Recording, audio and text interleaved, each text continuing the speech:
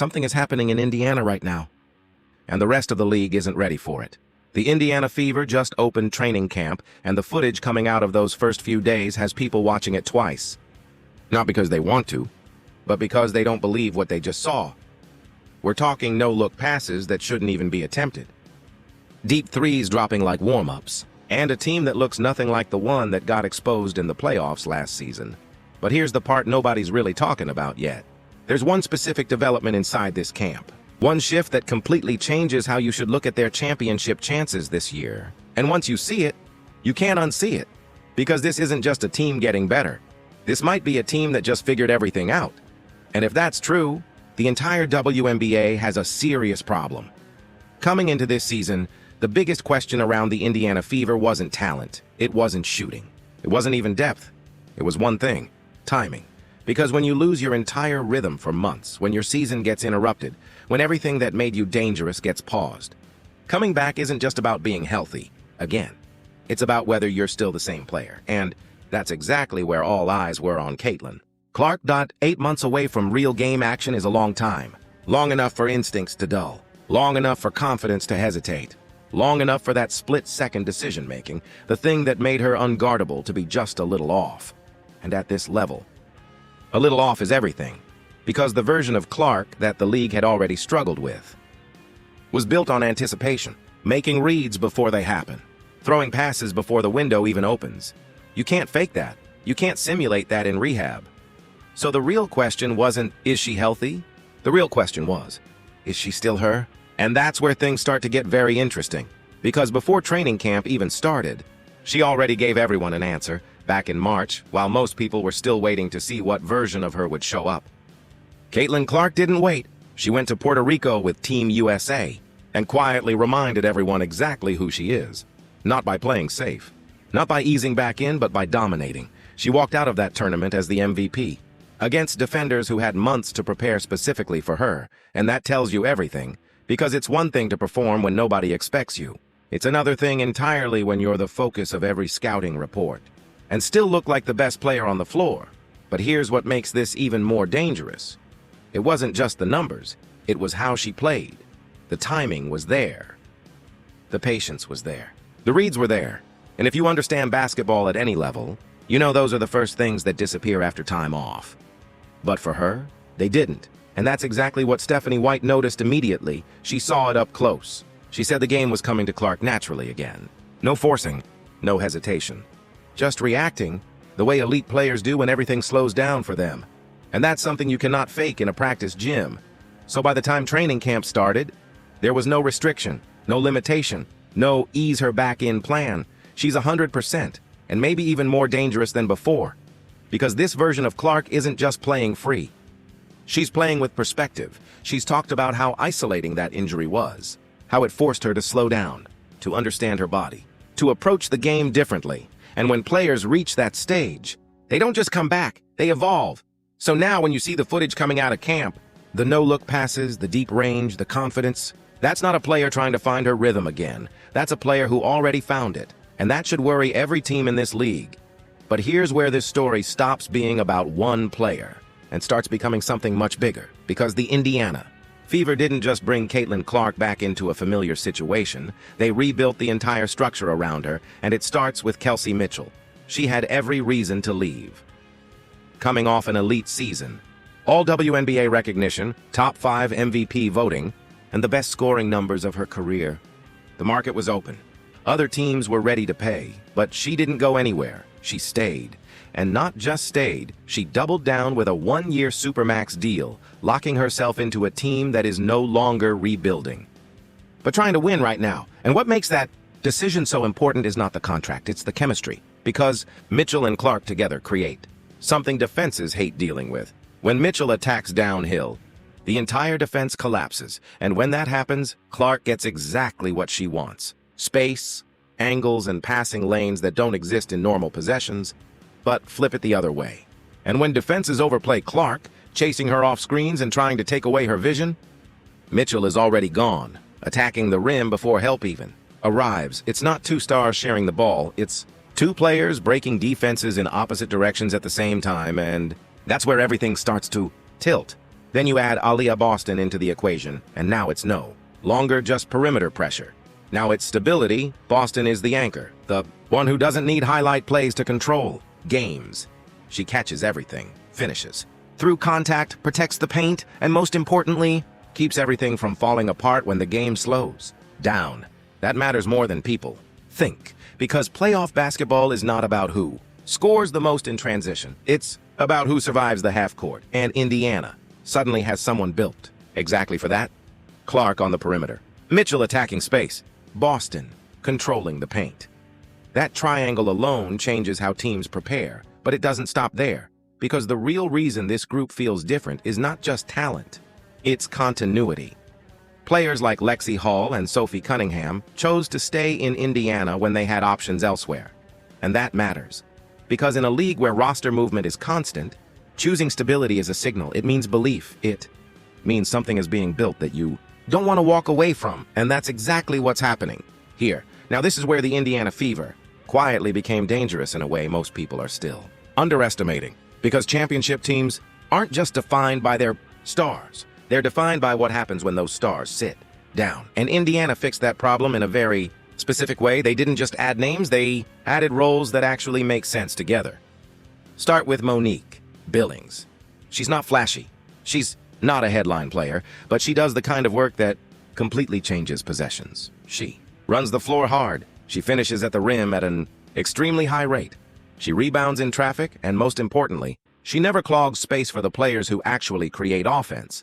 That matters in a system built around Caitlin Clark, because when Clark pushes tempo, she needs movement, not hesitation, and Billings gives her exactly that. Then, you bring in Aisha Hines-Allen, and the physical identity of this team changes instantly, because now Indiana doesn't just have skill, they have toughness. Hines-Allen is the type of player who does not back down in playoff basketball. She absorbs contact, she fights for position, and she communicates constantly on defense, which is something coaches value more than fans realize. Because defense at the elite level is not just effort, it's organization, it's communication before the mistake happens, and that's what she brings. Then you layer in younger pieces like Raven Johnson and Justine Pissott, and suddenly Indiana has something they didn't have before. Competition in practice. Johnson brings defensive pressure without fouling, forcing guards to work for every inch.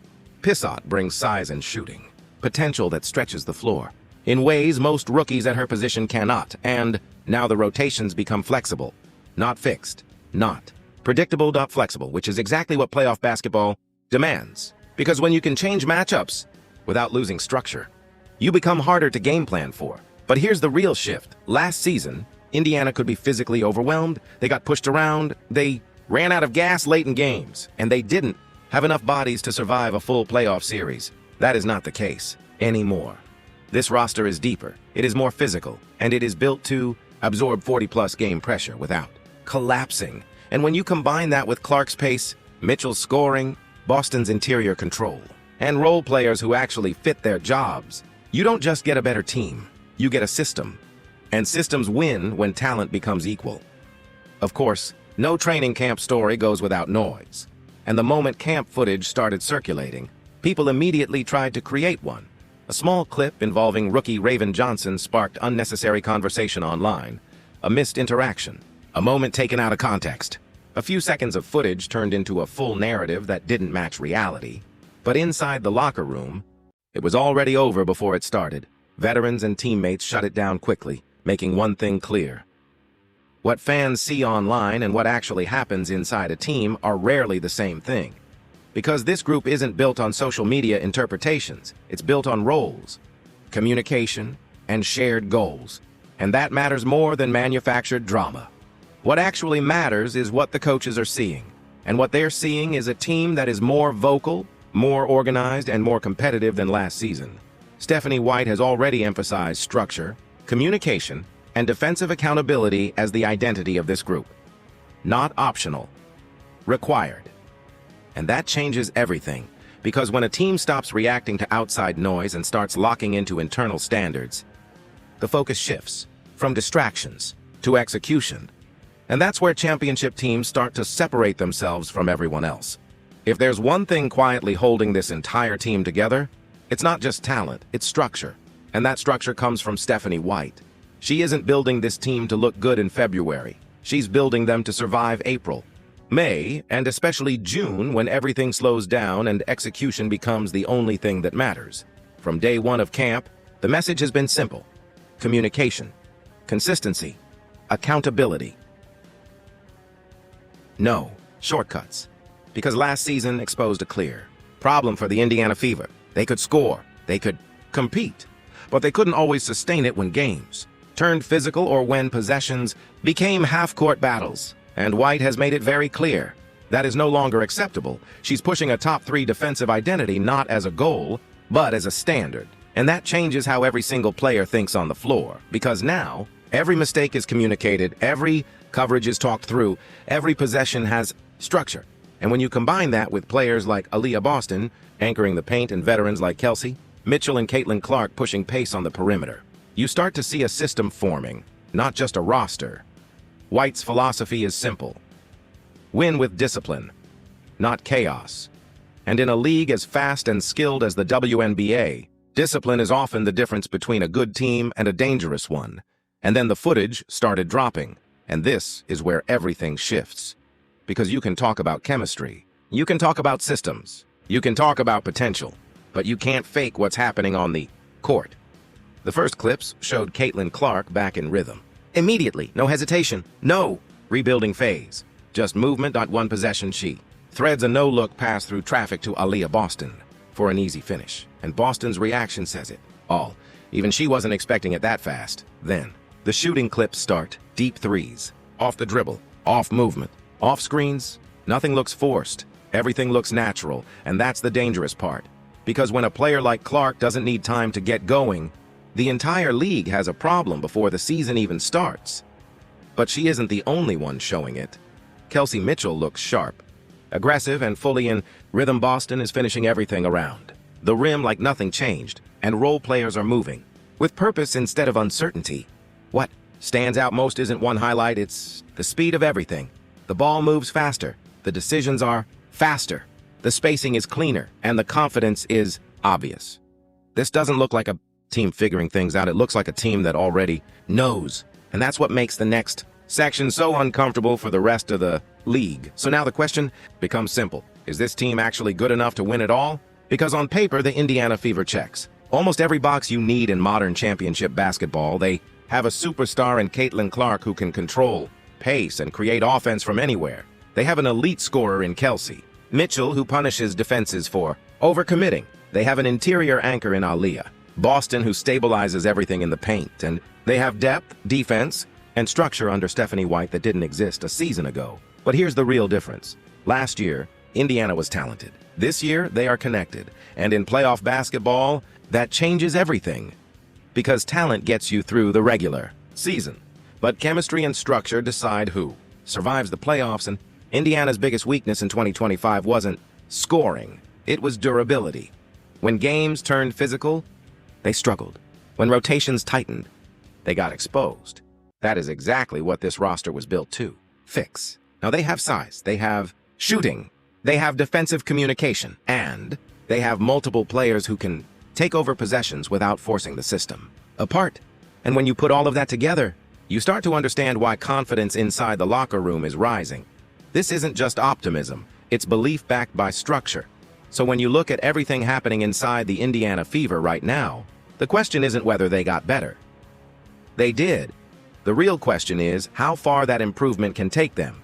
Because if Caitlin Clark keeps playing at this level, if Kelsey Mitchell keeps scoring like this, and if Aaliyah Boston keeps anchoring the paint the way she does, then this might not just be a playoff team. This might be the team everyone is trying to avoid. Now I want to know what you think. Are the Fever real championship contenders this season, or is it still too early to say? Let me know in the comments, and if you want more breakdowns like this, you already know what to do.